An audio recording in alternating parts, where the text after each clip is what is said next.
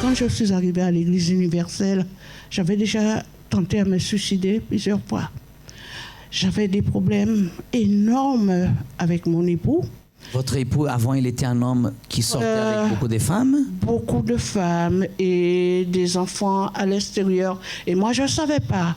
Jusqu'à un jour qu'il avait demandé à une femme de l'épouser, étant déjà un homme marié. Oui. À partir de là, j'ai commencé à prendre des antidépresseurs, à être dans l'alcool, dans la drogue, des drogues très dures parce que ça n'allait pas. Après ça, j'ai commencé à avoir des visions d'ombre. Donc, je ne pouvais pas supporter la lumière. Donc, il fallait, pour rester tranquille, avoir un ruban pas noir sur les yeux. Donc, je pouvais rester que dans le noir. Une fois que je sortais dehors, je commençais à paniquer. J'avais peur dehors. Quand j'arrivais à un endroit où il y avait du monde, je fuyais. Il fallait que j'aille me cacher quelque part pour ne pas voir du monde. Et c'est ainsi que je suis arrivée à l'Église universelle de Montreuil. Et quand je suis arrivée à l'Église universelle, j'avais la dépression. Je ne travaillais pas. Et je vivais au crochet de mon mari.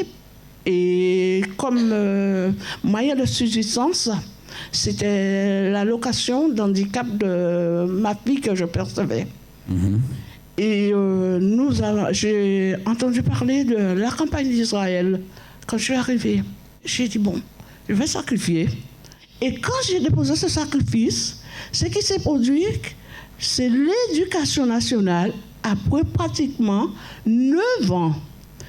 Ils m'ont cherché, ils m'ont téléphoné et on m'appelle, on me donne un poste de OP presque à côté de chez moi. Je suis arrivée aujourd'hui, je suis fonctionnaire territorial, première classe, j'ai tout. J'ai rêvé d'avoir une très belle maison en Guadeloupe. Dieu me l'a donnée, cette belle maison que je rêvais, mais c'était un rêve pour moi. Dieu me l'a donnée à travers mon sacrifice. Ensuite, la maison que j'habite dans Montreuil m'appartient, je l'ai achetée, elle m'appartient. Ma vie avec mon mari, très bien, parce qu'il est à la retraite, ça vient changer, on est bien, les enfants, bon ben, se débrouillent très bien. Écoutez une chose, depuis 11 ans que vous êtes à l'église, non? Oui. 11 ans. Oui. Vous avez fait des sacrifices. Vous avez continué à sacrifier ou vous êtes arrêté dans le chemin? Je ne peux pas m'arrêter de sacrifier par rapport à ce que j'ai vu Dieu faire dans ma vie. Parce que, non à part des belles choses que j'ai reçues, mais je suis aussi passée par des épreuves, voilà, des très, très, très, très longues maladies. Je suis passée déjà à une épreuve où j'étais à 2 doigts d'être amputée de ce pied-là. De ce pied-là. Une simple cheville cassée m'a amenée à une infection prête à couper mon pied droit. Et après, qu'est-ce qui est arrivé? Qu'est-ce que vous avez fait? Pour le pied, écoutez bien, pasteur, ça n'arrivait pas à guérir parce que je regarde cette chose-là. Ça n'arrivait pas à guérir. Quand j'ai déposé le sacrifice, je suis allée à cet hôpital. Je n'ai pas pris rendez-vous. Qu'est-ce qui est arrivé? Ben, Dieu a récupéré de la cheville. Oui. La cheville. Elle est toujours là. Elle est là. Elle marche bien. Elle est là. Elle marche bien. Elle est à 407. Elle est bien. Après la cheville, j'ai eu un cancer de la moelle osseuse suivi d'un myélium multiple à chaîne libre et légère. Et puis, au mois de décembre, j'ai déposé mon sacrifice sur l'autel de Dieu. Et j'ai fait même plus fort que j'avais l'habitude de faire. Parce que Dieu m'a donné les conditions de le faire. Oui. J'ai déposé le sacrifice, pasteur. Ce qui s'est passé, on m'a dit qu'il va falloir que je subisse une greffe de moelle osseuse. On m'a greffé avec mes propres cellules souches. La greffe s'est bien pris 15 jours après. Oui. Ils ont remarqué que la moelle osseuse, lui, avait repoussé normalement. Oui. Et de la greffe de cellules, je vais en consultation avec les bilans, tout, je l'ai là. Oui. On détermine que je suis complètement consolidée, je suis guérie de la moelle osseuse, de myélium et tout, et je suis debout. Sans le sacrifice, il n'y a rien à faire. On peut beaucoup prier, on peut faire beaucoup de choses, mais il faut mettre sa vie sur l'autel. C'est sa vie qu'il faut mettre sur l'autel. Amen. Oh, Madame Marie-Claire, ce que Dieu va faire, c'est de quelque chose de très grand encore. Amen. Que Dieu vous bénisse. Félicitations. Saluez les frères là-bas à Montreuil. Très cher ami, c'est avec grand plaisir que je vous retrouve aujourd'hui dans notre émission France en direct. Aujourd'hui, ce qui arrive, c'est que beaucoup de personnes se posent une question bien spécifique. C'est pourquoi moi? Pourquoi est-ce que je suis dans cette situation? Moi qui suis une personne qui fait du bien à tout le monde, moi qui suis une personne qui ne veut du mal à personne, pourquoi suis-je en train de vivre ce malheur? Pourquoi ce problème m'est-il arrivé? Pourquoi cette maladie m'a-t-elle frappé? Pourquoi le chômage perdure-t-il dans ma vie? Pourquoi suis-je tourmenté spirituellement? Et la liste est longue. Et ça, c'est la question dont beaucoup de personnes se posent. Et peut-être vous vous posez cette question. Pourquoi est-ce que je souffre? Pourquoi est-ce que ma famille est détruite? Pourquoi est-ce que mon mariage est détruit? Vous voyez que ce sont des questions à laquelle, ou c'est la question à laquelle, la plupart du temps, nous n'avons pas de réponse. Et le fait de ne pas avoir de réponse conduit la personne à vivre encore de plus en plus dans la préoccupation, dans le stress, dans l'angoisse. Quelle est donc la question que je dois me poser, moi qui traverse cette situation? Je vais vous dire juste après. On va découvrir en ce moment l'histoire d'Elena. Elena, justement, qui se posait cette question parce qu'elle était une personne frappée de plein fouet par la maladie. Pourquoi elle? C'était la question dont elle se posait. Découvrons son histoire. Avant d'arriver au centre d'accueil, j'ai eu plusieurs problèmes de santé, dont la sarcoïdose. J'avais du mal à respirer, je ne pouvais pas courir, ni rien faire. Donc ça a engendré ma crise d'asthme, parce que j'en avais déjà eu avant d'avoir la sarcoïdose. J'avais toujours une ventoline. Ensuite, ça a engendré la crise d'épilepsie, des crises d'angoisse. Et quand je faisais des crises d'épilepsie, souvent mes yeux tournaient. On me disait que mes yeux tournaient. Je sortais de l'hôpital, quand je rentrais avec mes parents, souvent chez moi, en descendant de la voiture, je faisais des crises d'épilepsie, ce qui fait qu'on devait me ramener à l'hôpital, m'attacher, faire encore plein d'examens, prendre des médicaments. Ça a été très dur parce que j'ai attrapé ça très jeune. Et donc en étant jeune, déjà, avoir tant de problèmes de santé, c'est dur. Je ne pouvais pas souvent être à l'école, ce qui fait je loupais beaucoup de cours. Et ça m'a posé quand même beaucoup de problèmes au niveau de mes études. Avec toutes ces maladies à l'intérieur de moi, je me sentais seule, abandonnée. Je me disais, pourquoi moi? Pourquoi toutes ces maladies? Et mes sœurs n'avaient aucune maladie. Quand les pompiers, deux fois, ils venaient, ils disaient, ah, t'as ça, tel problème. On disait toujours, non, c'est que c'est ces maladies à elles. Donc ça me faisait mal parce que même eux, ça se voyait dans leur visage, comment une personne avec toutes ces maladies à la fois. Et pour moi, ça me faisait mal parce que déjà, je suis jeune avec toutes ces maladies, sans pouvoir courir. J'avais des suivis alimentaires. Donc, il y avait des choses que je ne pouvais pas manger, ni bonbons, ni gâteaux, rien. C'était vraiment des aliments spéciaux que je devais manger. Ce n'était pas bon. Et à l'école, souvent, vous êtes là, on vous propose des gâteaux, des bonbons, et vous, non, je ne peux pas manger. Vous ne voulez pas dire que vous avez des problèmes de santé. Et ça, c'est vraiment... C'est très dur.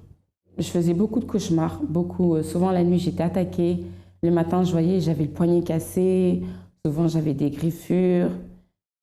Et avec tous ces problèmes, j'ai voulu me suicider. J'ai tenté de me suicider, sauter par la fenêtre, me noyer dans la baignoire. J'ai essayé plusieurs choses, les médicaments parce que je prenais des médicaments pour dormir. Vu que la nuit j'arrivais pas à dormir, donc on me donnait des cachets pour dormir. Et deux fois, normalement, c'était un comprimé. Je pouvais en prendre 2, 3, 4, 5, parce que le soir, je n'arrivais pas. Le moment le plus pénible pour moi, c'était souvent mes crises d'épilepsie. Parce que quand je faisais des crises d'épilepsie, en fait, mes yeux ils tournaient, je tremblais. Et les gens ils disaient c'est comme si elle était possédée. Et souvent, à l'école, ça fait mal quand on se moque de tout. Vous voyez que lorsque la personne n'arrive pas à trouver de solution, lorsque la personne essaye par un chemin, frappe à une porte, mais la porte ne s'ouvre pas, ou même la porte s'ouvre, mais ne trouve pas ce dont elle a besoin, à force d'investir et de ne pas avoir de retour, beaucoup de personnes optent même pour mettre fin à leur jour. Et c'était le cas d'Hélène aussi. Elle a pensé, elle a même fait plusieurs tentatives de suicide. Pourquoi? Parce que frappée par la maladie pour laquelle elle ne trouve pas de solution. Vous savez qu'une personne malade est dépendante de la maladie.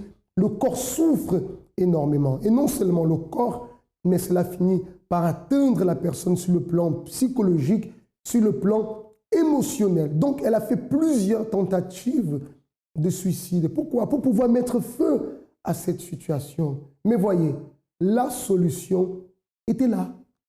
Et comme la solution est toujours là, voyons comment les choses ont commencé à changer pour Hélène. Parce que si elle témoigne aujourd'hui, c'est parce qu'effectivement, les choses ont complètement changé. Parce qu'en ce moment, ce que nous voyons, ce n'est pas une personne malade, mais une personne en bonne santé. Comment est-ce que le changement a commencé dans la vie d'Hélène? On le découvre.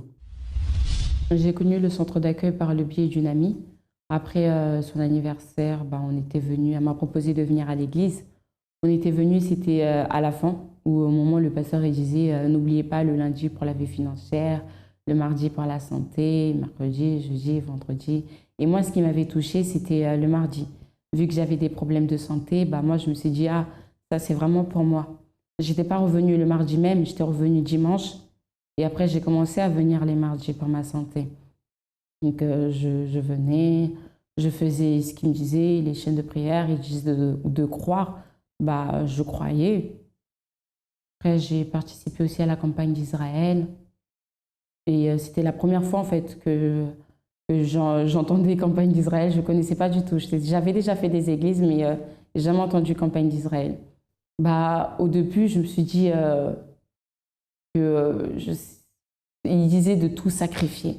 Donc, je me suis dit, sacrifier, ils veulent que je sacrifie, que je me coupe, je me mets sur l'autel. Je ne comprenais rien. Et le pasteur, il disait, oui, prenez tous vos biens et déposez-les sur l'autel, il faut sacrifier pour Dieu. Et donc après, j'ai vu, il y avait plusieurs témoignages. Quand il disait ça, je n'ai pas trop cru, j'avais quand même des doutes. Et j'ai vu des témoignages des personnes et leur témoignage m'a beaucoup touchée. Ce qui fait, je me suis dit, c'est vrai. Après, je me suis dit, peut-être que ces personnes, on les a payées pour qu'ils viennent témoigner. Peut-être c'est des mensonges. En plus, je vais qu'à l'école, je ne gagne pas d'argent. Je ne vois pas comment je peux déposer. En plus, je ne sais pas, mon argent de poche, je ne me vois pas déposer ça. J'ai fait une prière, j'ai demandé à Dieu, mon Dieu, je suis arrivée à la fin et tu m'as touchée. Si je suis ici, ce n'est pas pour rien. Donc, que je crois ou pas, moi j'ai envie d'essayer, j'ai envie de croire. Donc je me suis dit, pourquoi pas, je n'ai rien à perdre, donc je vais me lancer. Je coiffais un peu des gens pour pouvoir gagner un peu d'argent. Et tout cela, j'ai déposé sur l'autel, j'ai sacrifié. Et j'ai commencé à voir la transformation, que c'est vraiment réel. J'ai participé à cette campagne d'Israël parce que j'avais des problèmes de santé. Et je voulais vraiment voir si ces problèmes de santé-là changeaient. Ça marche vraiment. Et si je continuais toujours dans la même situation, j'étais là et dans la même situation, sachant que j'ai vu des témoignages, des gens qui ont tout sacrifié, ils ont eu une transformation de vie. Si je ne voyais pas cette transformation de vie-là dans ma vie, j'allais dire que cette église, c'est vraiment des escrocs. Donc je me suis dit, je n'ai rien à perdre et au niveau de ma santé, j'ai vraiment besoin qu'il y ait un changement parce que ça me posait souvent des problèmes à l'école et je voulais avoir une vie normale comme tous les jeunes. Donc je me suis dit, je n'ai rien à perdre, je coiffais un peu des gens, avec cet argent-là, je vais sacrifier. Vous voyez qu'elle a connu le travail du centre d'accueil. Voilà pourquoi j'ai dit que la solution était proche. Parce que vous voyez, qu'elle désirait mettre fin à ses jours. Mais quelque part, il y avait les portes du centre d'accueil ouvertes comme solution pour pouvoir aider cette personne. Lorsque je dis que les portes du centre d'accueil sont une solution, ce n'est pas une prétention, mais c'est une réalité. Parce que nombreuses personnes arrivent ici dans la souffrance totale et à travers la parole de Dieu, on enseigne les personnes à mettre leur confiance en Dieu. Dieu n'a pas changé. Le Dieu qui a fait des miracles dans le passé est le même Dieu. Et le travail du centre d'accueil, justement, c'est faire connaître le pouvoir de Dieu à ces personnes qui souffrent, afin qu'elles sortent de leur souffrance. Et vous savez qu'ici au centre d'accueil, d'ailleurs, si vous ne savez pas, je vous informe, tous les mardis, nous avons justement cette réunion pour tous ceux qui cherchent la guérison, pour tous ceux qui sont malades, pour tous ceux à qui peut-être il a été dit qu'il n'y a plus de solution pour elles, que leur maladie est incurable, qu'elles doivent prendre des médicaments à vie. Elles peuvent associer à cet acte la manifestation de la foi afin de trouver une guérison totale. Donc tous les mardis au centre d'accueil, pour savoir quel est le centre d'accueil le plus proche de chez vous, vous pouvez appeler en ce moment au 01 53 35 85 12. D'ailleurs, le numéro de téléphone s'affiche sur le bas de votre écran. N'hésitez pas. Donc, après avoir participé aux chaînes de prière pour la guérison et participé de la campagne d'Israël, dont on parlera tout à l'heure, voyons alors quel a été le résultat de tous ces efforts, de tout cet investissement de foi. Ma vie aujourd'hui, elle est bien. Je fais plus de cauchemars, j'ai plus de problèmes de santé, je fais plus de malaise, je fais plus de crise d'épilepsie, j'ai plus la sarcoïdose, je n'ai plus rien, je suis tranquille. Et avant, je n'acceptais pas les critiques. Maintenant, j'accepte les critiques, que les gens me disent « Ah, à tel point que tu dois changer ». Je dis « Ah, ok, je vais changer ». Si les personnes voient que ça, je dois changer, je dois changer. Aujourd'hui, je ne veux plus faire ma volonté, mais faire la volonté de Dieu. Et chaque jour, Dieu nous montre à travers des personnes certaines choses qu'on doit changer. Et aujourd'hui, je les prends en considération et je change. Je veux être une personne encore meilleure qu'avant. Donc aujourd'hui, j'écoute et je suis obéissante. Tout cela a été possible simplement à travers les chaînes de prière, la délivrance le vendredi, le mardi pour la guérison. Je venais tout le temps, je faisais mes chaînes de prière, je mettais en pratique tout ce que le pasteur disait. Je me donnais vraiment corps et âme. Comme il disait, le pasteur, donnez-vous corps et âme. Moi, je me donnais corps et âme. Parce que si tant de personnes ont pu changer, ils ont donné des témoignages, des transformations de vie, moi aussi, je voulais voir ça dans ma vie. C'est pour ça qu'aujourd'hui, je suis là et je dis aussi ce que Dieu a fait dans ma vie et quelle transformation il a apporté dans ma vie. Pour ma guérison, je venais le mardi, on avait fait un propos. Le pasteur, il avait mis c'était du jus de raisin sur un coton. Et il disait de faire placer ça, de mettre dans un endroit où on est malade. Et on faisait deux fois le mardi des prières fortes pour que la maladie vienne à partir. Et il a dit, il faut y croire. Si on ne veut pas cette maladie dans notre vie, il faut la rejeter. Et moi, je ne voulais pas cette maladie, je ne voulais pas la crise d'épilepsie, tout le temps tomber. Je me suis dit, si je veux faire un travail, je ne peux pas faire parce qu'à chaque fois, je faisais des malaises. Et quand je faisais des stages, on me virait parce qu'ils avaient peur que je meure dans leur magasin. Donc moi, je me suis dit, je ne veux plus ça. J'étais là, j'étais révoltée, comme il disait le pasteur, il faut être révolté. Moi, j'étais révoltée, je faisais ces chaînes de prière. Pour les cauchemars, on avait ramené, il fallait ramener un oreiller. C'était un dimanche, on avait fait un propos, il fallait ramener un oreiller. Et sinon, même pas, on avait fait ça un dimanche et un vendredi. Le vendredi, c'était souvent qu'il fallait ramener l'oreiller. J'ai ramené mon oreiller et on était là, on faisait les chaînes de prière pour attacher le démon qui était là la nuit, qui nous empêchait de bien dormir, d'avoir un sommeil. J'étais là, j'ai attaché. Maintenant, le soir, je dors tranquille. J'ai plus d'attaque, j'ai plus des bras cassés ou un truc, ou des cicatrices ou quoi que ce soit. Maintenant, je suis heureuse. Je suis vraiment paisible, je suis tranquille parce que j'ai un bon sommeil. Pour moi, le centre d'accueil, en fait, ça a été le début de ma vie. Parce que pour moi, ma vie, elle était complètement détruite. C'est là où j'ai pu apprendre, où j'ai pu grandir. Parce qu'avant, on me disait souvent que j'étais très infantile. Et j'ai pu grandir et voir la vie. En fait, la vie n'est pas si mauvaise qu'on peut y croire. Mais si on en prend soin et si on marche vraiment dans la direction, dans le chemin de Dieu, elle est merveilleuse.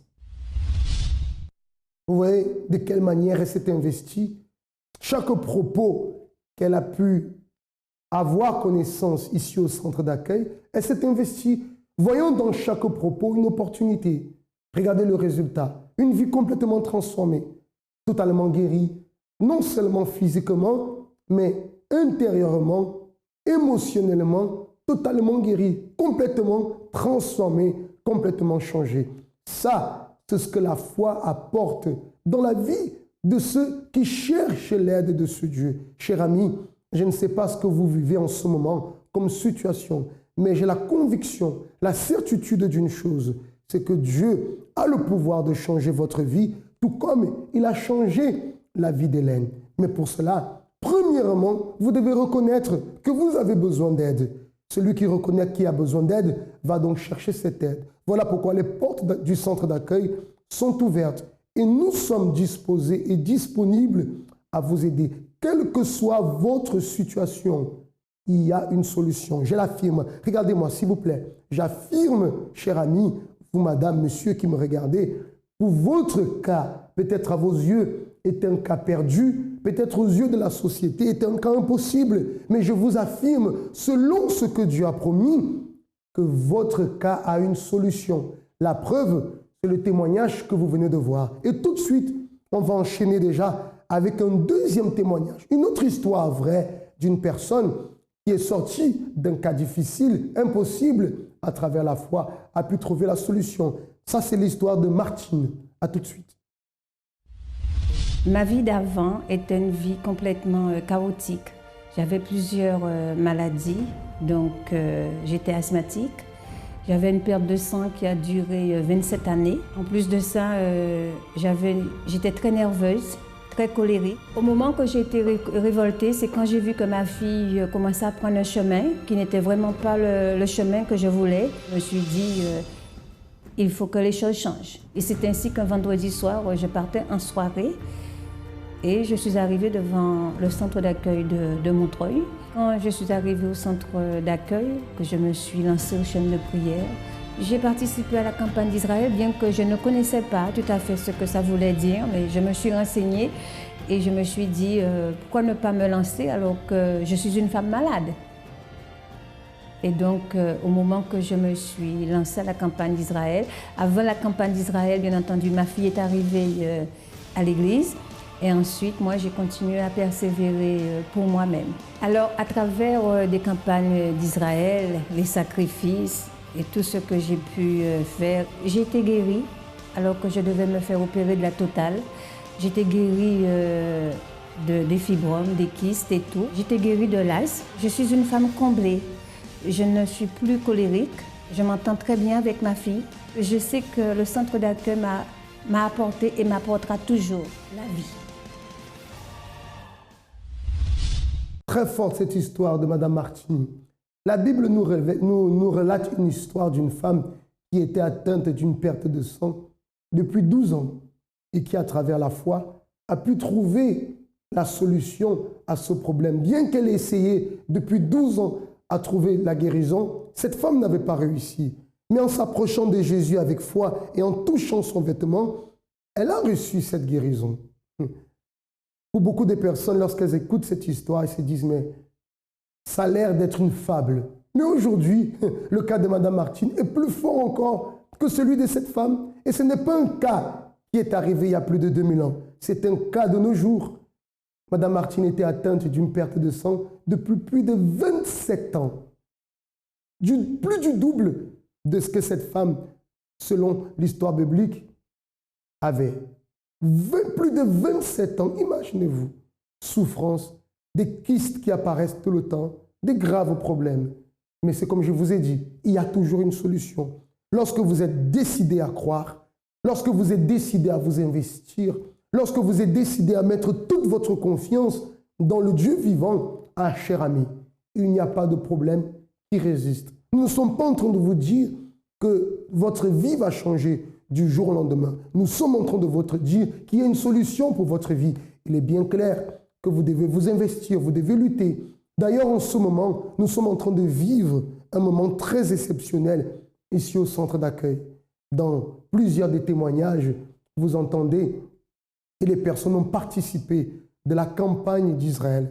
Elles ont participé de la campagne d'Israël. Et vous vous dites, mais qu'est-ce que c'est la campagne d'Israël? Je veux très rapidement vous expliquer. La campagne d'Israël est un propos de foi que nous avons 2 fois par année. Et quel est l'objectif de la campagne d'Israël?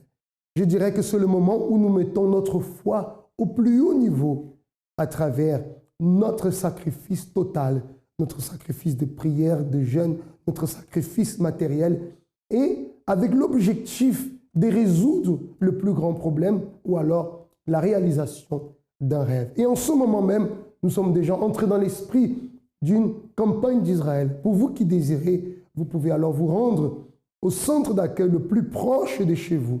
Pour cela, vous pouvez appeler le numéro qui s'affiche en ce moment sous le bas de votre écran, le 01 53 35 85 12. Et là même, vous recevrez de la part du serviteur de Dieu qui sera sur place toutes les orientations, les indications pour que vous puissiez vivre cet esprit de la campagne d'Israël et que vous puissiez voir un grand changement dans votre vie. Et j'ai la certitude, cher ami, que des grandes choses vous attendent. Pour ma part, je m'arrête ici et je vous remercie d'avoir pu participer avec nous de cette émission et je vous dis à très bientôt.